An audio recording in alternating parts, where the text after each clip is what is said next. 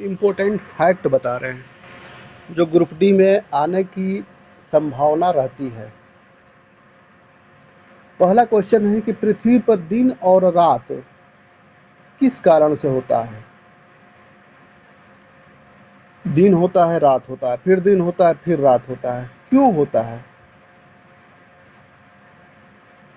पृथ्वी का घूर्णन, हमको लग रहा है कि पृथ्वी घूम नहीं रही है क्योंकि हम पृथ्वी इतनी बड़ी है कि समझ में नहीं आता है, लेकिन वास्तविकता यही है कि पृथ्वी अपने अक्ष से 23.5 डिग्री झुकी है और वो घूमते रहती है, घूर्णन करते रहती है।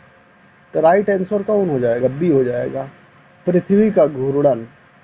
पृथ्वी का घूर्णन याद रखना, दिन और रात का कारण। जैसे मान लो टॉर्च मारोगे, पृथ्वी घूम रही है तो जिधर जो पार्ट टॉर्च की ओर होगा वही न दिखाई देगा, तो दूसरा पार्ट अंधेरा रहेगा। उसी तरह सूर्य का है, सूर्य स्थिर रहता है। अब पृथ्वी क्या करती है? घूर्णन करती है, जिसके कारण दिन और रात होता है। तो पृथ्वी अपने अक्ष पर पश्चिम से पूरब की ओर घूमती है। यह भी आ सकता है किधर से किधर घूमती है, तो पश्चिम से पूरब, जिसे घूर्णन या दैनिक गति कहते हैं। और एक चक्कर पूरा करने में 24 घंटे का समय लगता है। और 24 घंटे में जो पार्ट सूर्य की ओर रहता है वो दिन कहलाता है, और जो पार्ट सूर्य की ओर नहीं रहता है उधर अंधेरा रहता है, रात हो जाता है। नेक्स्ट, पृथ्वी पर ऋतु परिवर्तन, मौसम बदलना का मुख्य कारण क्या है? जाड़ा आता है, फिर गर्मी आता है, फिर बरसात, फिर जाड़ा, फिर गर्मी, फिर बरसात, फिर जाड़ा, फिर गर्मी, फिर बरसात। मौसम क्यों बदलता है? ऋतु क्यों बदलता है? क्या कारण है? इसका मुख्य कारण यही है कि पृथ्वी जो है ना, सूर्य के चारों ओर परिक्रमा करती है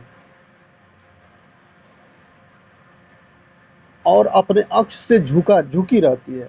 अक्ष से तो झुकी है 23.5 डिग्री, और झुक कर ही वो सूर्य को परिक्रमा कर रही है। तो जो भाग सूर्य के नज़दीक आता है परिक्रमा करते समय, उस समय गर्मी रहती है, और जो भाग सूर्य से दूर चला जाता है, बहुत दूर, तो वो ठंडी का समय आ जाता है। उसके बाद बरसात का आ जाता है। तो ये जाड़ा, गर्मी, तो बरसात। पृथ्वी का चारों ओर पृथ्वी क्या करती है? सूर्य की परिक्रमा करती है। जैसे कोई मंदिर के चारों ओर परिक्रमा करता है तो सामने मंदिर का एक ही बार दर्शन होगा ना, उसके बाद पीछे का पार्ट भी दर्शन होगा। उसी तरह पृथ्वी के सूर्य के चारों ओर करती है, तो कभी कोई पार्ट सूर्य के नज़दीक रहता है तो कोई पार्ट दूर रहता है।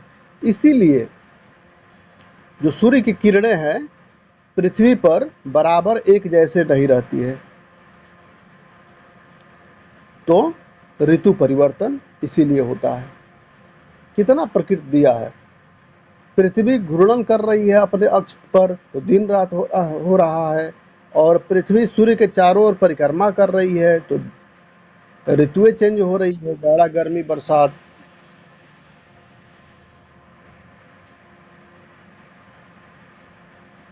पृथ्वी अपने कक्ष में सूर्य के चारों ओर चक्कर लगाती है।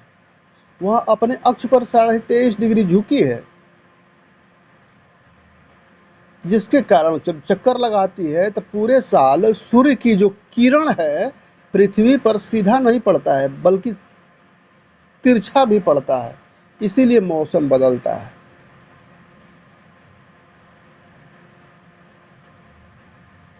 ये इम्पोर्टेंट नहीं है, आगे बढ़ो। ये इम्पोर्टेंट है। पृथ्वी को सूर्य की एक परिक्रमा करने में कितना समय लगता है?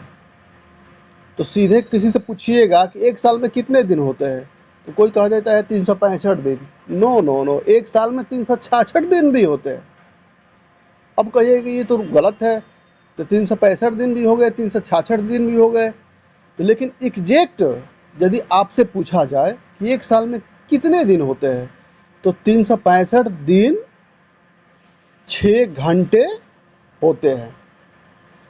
और सटीक पूछा जाए तो 365 दिन 5 घंटे 48 मिनट और 46 सेकेंड होते हैं।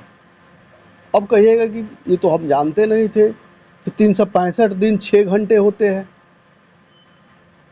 पृथ्वी को, सूर्य को पूरा चक्कर लगाने में 365 दिन 5 घंटे 48 मिनट 46 सेकेंड लगते हैं। यानी 365 दिन 6 घंटे लगभग।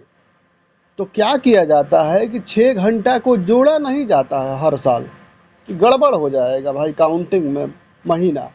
तो 365 दिन का ही एक साल बना दिया गया है। और जो 6 साल 4 साल में होता है तो एक दिन हो जाता है, 6 चौका का 24 घंटा हो जाता है। तो एक दिन क्या हो जाता है, वहीं 4 साल में बढ़ जाता है।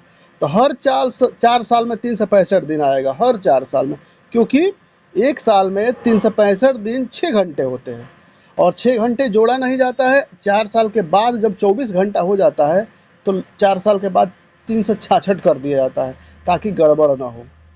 समझ गए ना?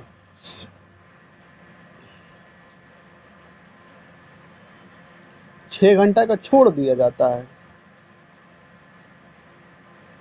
और जब 4 साल हो जाता है तो फिर वो 366 दिन बना दिया जाता है। उसी को लीप वर्ष कहते हैं। लीप वर्ष में 366 दिन हो जाते हैं। आ गई होगी बात समझ में? किस तारीख को पृथ्वी पर दिन और रात बराबर होते हैं? दिन 12 घंटा, रात 12 घंटा। 21 मार्च और 23 सितंबर। क्यों बराबर होते हैं? इसलिए कि सूर्य की प्रकाश सीधा भूमध्य रेखा पर पड़ती है। सीधा जब भूमध्य रेखा बीच वाली रेखा पर पड़ेगी तो दिन और रात बराबर होगा।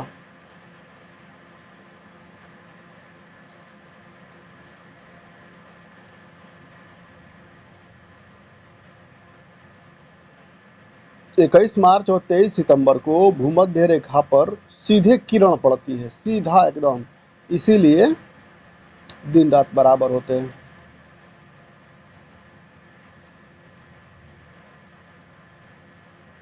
उत्तरी गोलार्ध में सबसे लंबा दिन और सबसे छोटी रात किस दिन होती है? 21 जून को बड़ा दिन होता है उत्तरी गोलार्ध में। क्यों? क्योंकि उस समय सूर्य की किरणें बहुत ज्यादा पड़ती है पृथ्वी पर, कर्क रेखा पर पड़ती है सीधा, इसीलिए।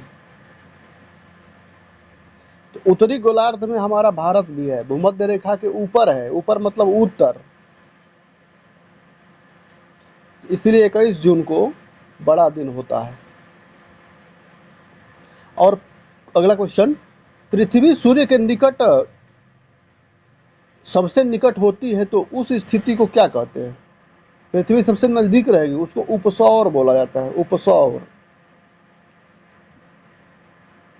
जब पृथ्वी दूर रहती है तब क्या बोला जाता है? अपसौर बोला जाता है। 4 जुलाई को उपसौर होता है, जब नजदीक रहती है 3 जनवरी को। और अपसौर मतलब पृथ्वी दूर रहती है सूर्य के 4 जुलाई को। इतना याद रखो। पृथ्वी का अक्ष उसके कक्षीय तल से कितने डिग्री के कोण बनाता है? तो पृथ्वी 23.5 डिग्री झुकी है, तो नीचे से टोटल 90 डिग्री, 90 में 23.5 घटाओगे तो अक्ष से बनाएगी 66.5 डिग्री। ठीक है, 90 में 23.5 घटा दो। नॉर्वे को उगते सूर्य का देश कहा जाता है। अब बताओ, नॉर्वे में ऐसा समय, नॉर्वे जो है ना, वहाँ पर हमेशा दिन ही होता है,